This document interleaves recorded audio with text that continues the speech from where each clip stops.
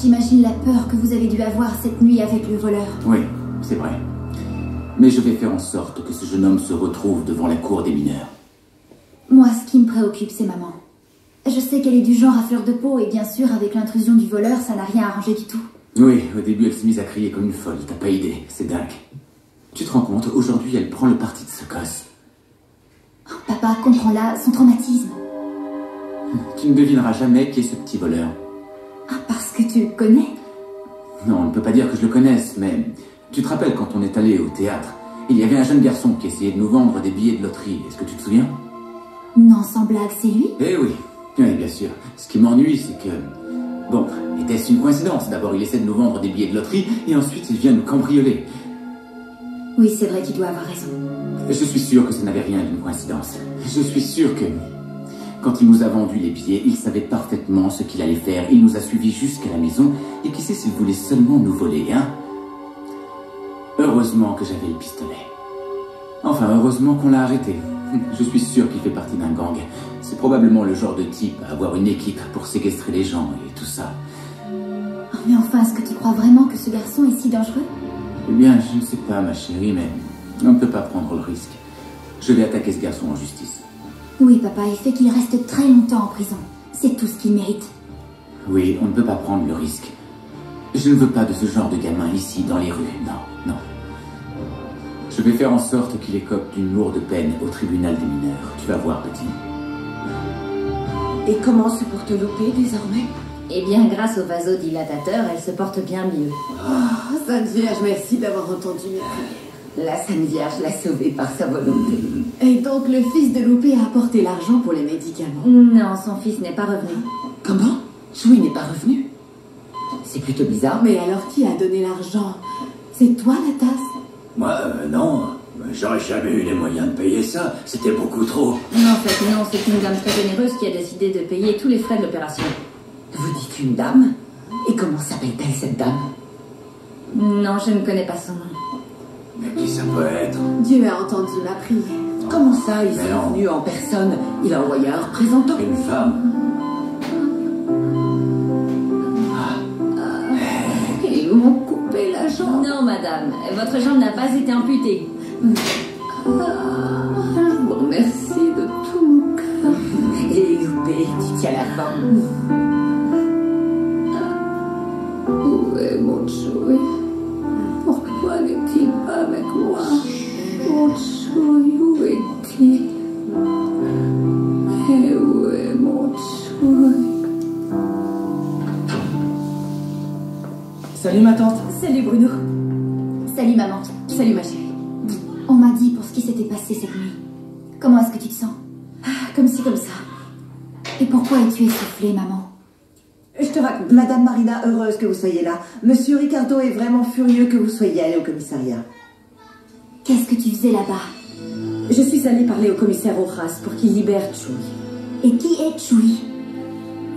C'est le garçon qui s'est introduit chez nous hier. Maman, comment est-ce possible que tu veuilles libérer le voleur qui a essayé de nous cambrioler?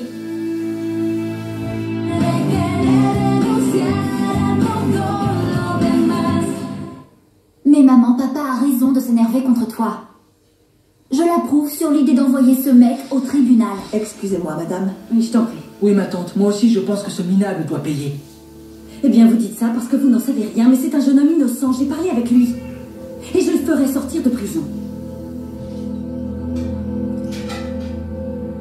Alors là, je suis désormais convaincue que ton épouse est complètement folle. C'est irresponsable de prétendre venir en aide à ce petit voyou. Parce qu'une fois dans la rue, il va recommencer ses méfaits comme avant. Je suis d'accord avec toi, maman. Je suis totalement d'accord, mais Marina est décidée à... Marina, rien du tout, fiston. Les intentions meurtrières de ce sale type étaient très claires. Nous sommes en vie grâce au fait que tu l'aies tenu en joue avec ton pistolet. Autrement, ce type nous aurait absolument tous massacrés sans aucune pitié. Oui, enfin, qui peut savoir ce qui aurait pu se passer? Je vais faire en sorte qu'il se retrouve derrière les barreaux. Oui, mon chéri, mobilise toutes tes influences et utilise le pouvoir de la famille Alarson pour que ce minable aille pourrir en prison. Il nous a fait si peur, tu te rends compte? J'ai failli faire un infarctus. Eh bien, je ne suis pas d'accord, moi. Ce sale voyou doit payer pour ce qu'il a fait. Ne le traite pas de voyou, Patty. Pardonne-moi, ma tante, mais je suis de l'avis de Patty. Ce type doit payer pour ce qu'il a fait. C'est un délit.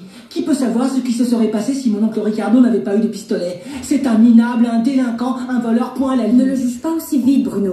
Il avait un motif très important pour commettre ce vol. Ah, s'il te plaît, maman, il n'a aucune raison de voler.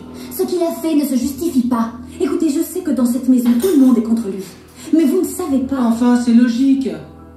Comment veux-tu justifier une telle chose? Vous autres, vous ne pouvez pas comprendre car vous avez toujours vécu à l'abri du besoin. Vous ne savez pas ce que c'est que de vivre dans la faim et dans la misère. Mais ce qu'a fait ce délinquant est un délit, ma tante. Et la loi se fiche qu'une personne soit pauvre ou bien fortunée. C'est un voleur. Le voleur est condamné, un point, c'est tout. Quel dommage que vous ne vouliez pas comprendre. Il y a beaucoup de gens dehors qui vivent dans le besoin. Ils n'ont qu'à Il bosser. n'y a pas assez de travail pour tous, Bruno. Et ne joue pas au dur, ça ne te va pas. Maman, Bruno ne joue pas au dur. Je ne sais pas comment tu peux défendre un voleur qui a essayé de nous Eh cambrioler. bien, peut-être que ceci va radoucir vos cœurs. Vous savez pourquoi il est venu nous cambrioler? Parce que sa mère est dans un état critique à l'hôpital et était sur le point de mourir. Et il avait besoin d'argent pour acheter les médicaments pour la sauver. Je suis désolée, je ne le savais pas. Est-ce que tu en es certaine? Ah oui, Patty. Je suis allée à l'hôpital et c'est très grave. Sa mère avait besoin de ses médicaments pour vivre. Bon, s'il est obligé de voler pour sauver la vie de sa mère, alors ça peut se justifier. Eh bien, moi, je continue de penser que rien ne peut le justifier. Mon oncle Ricardo ne va pas aimer savoir que tu es allée toute seule au commissariat pour parler avec ce sale voleur. Ne le traite pas de voleur, Bruno. Patty, s'il te plaît, parle avec ton papa. Demande-lui de retirer sa plainte. Ce garçon a besoin d'être avec sa mère et elle aussi a besoin de lui. Patty, je te conseille vivement de ne pas t'en mêler. Apparemment, mon oncle est très énervé. Bruno, je te demanderai de ne pas monter ma fille contre moi. Écoute, pardonne-moi, mais je crois que tu commets une grave erreur. Patty, je t'en supplie. C'est un acte de bonté. S'il te plaît, aie pitié de Chouille. Bon, d'accord, maman, mais je ne te promets rien. Je parlerai à papa et je verrai ce que je peux faire. Mon amour, tu sais bien qu'il t'accorde tout ce que tu veux. S'il te plaît, il faut que tu m'aides à sortir ce jeune homme de la prison.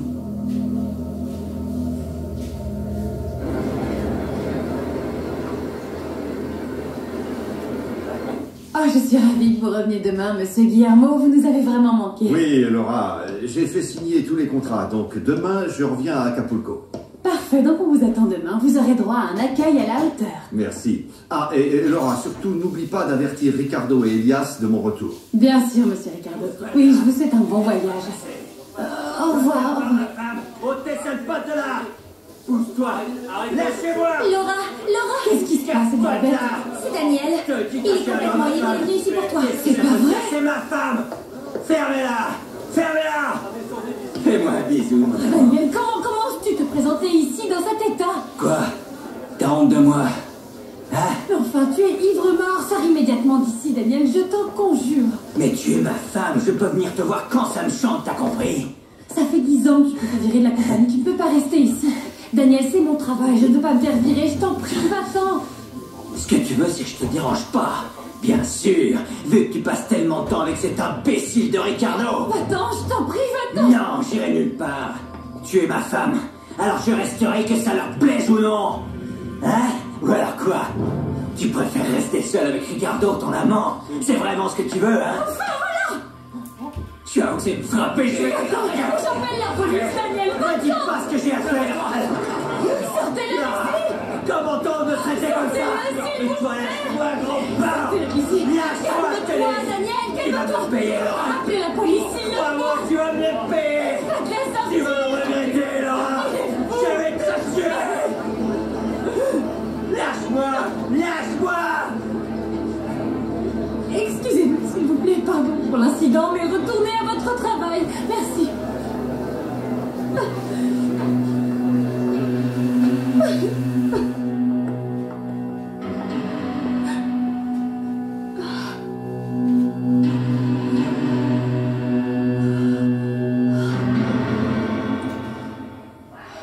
Il faut que je quitte Daniel. Mon mariage est un véritable enfer.